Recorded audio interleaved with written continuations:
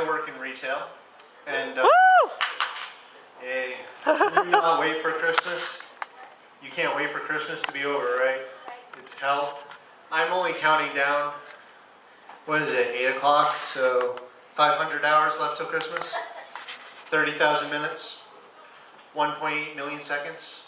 If you can tell, I'm a nerd, and I count these things because I have no life.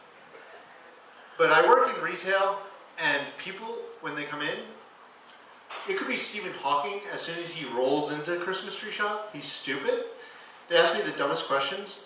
I wear a smock that says Christmas tree shop. I have a name tag, and people still come up to me. Excuse me, do you work here? No, I'm just a fan. Love hanging out for like 8 hours a day, ringing on the register, taking the money. Awesome hobby. They ask you questions that if you know the answer to, they should be freaked out.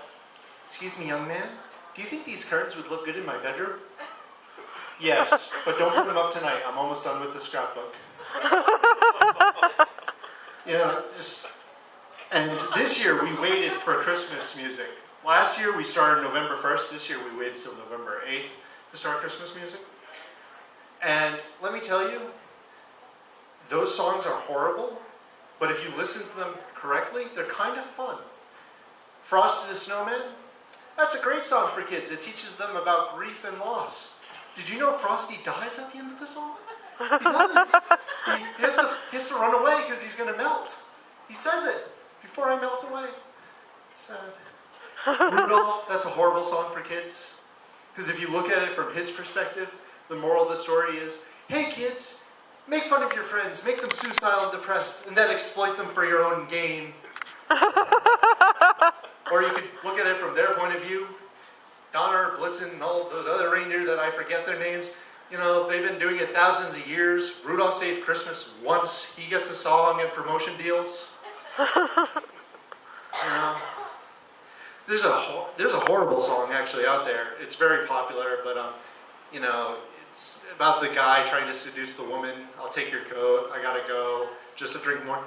Listen carefully, there's one specific line in it that you realize it's a date rape. She says, what's in this drink? Why is this a Christmas song? Got threatening songs. Seriously, a threatening song.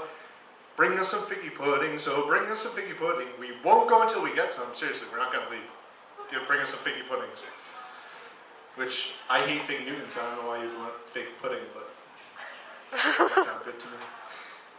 But seriously, I've listened to this music too long. Do you know how many gifts are in the 12 days of Christmas? I do. 364. You know why? Because I hear the song 12 times a day. I've been trying to figure out, because I don't really approve of what Barack Obama's doing, but you know, I've been trying to figure out why he's acting like a douchebag, and I realized it's part of his new energy policy. He figures if he acts like a douchebag enough, Santa's going to bring him a big bag of coal, and that'll save all of the planet. You know, so he canceled Charlie Brown. It's horrible. Canceled Charlie Brown to give a speech on something everyone already knew. He's like, we're going to send 30,000 troops. Yeah, we heard. You know, I want to see Charlie Brown and his sad little Christmas tree. I don't want to watch you. Charlie Brown. So anyway, I had more stuff about that, but I forgot it.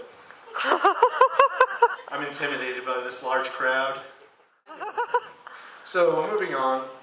I do have to say, though, that Christmas music for 2 months out of the year isn't bad, because for 10 months of the year, I'm sure you have this, Muzak, where they play the same songs every day in the same order.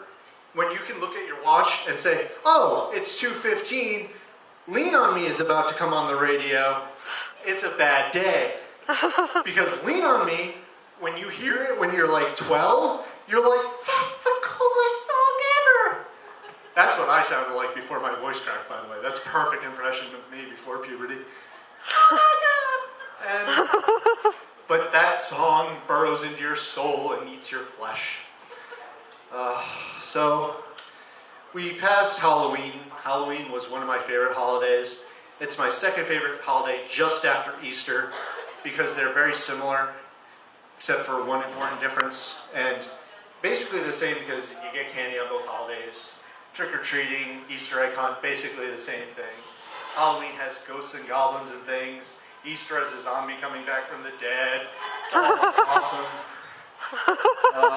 As you can tell, I'm probably not the most religious person here. So I'm probably going to go to hell. No. Probably not true, actually. See, when I was a kid, my teachers told me not to have imaginary friends, so I became an atheist. Yeah.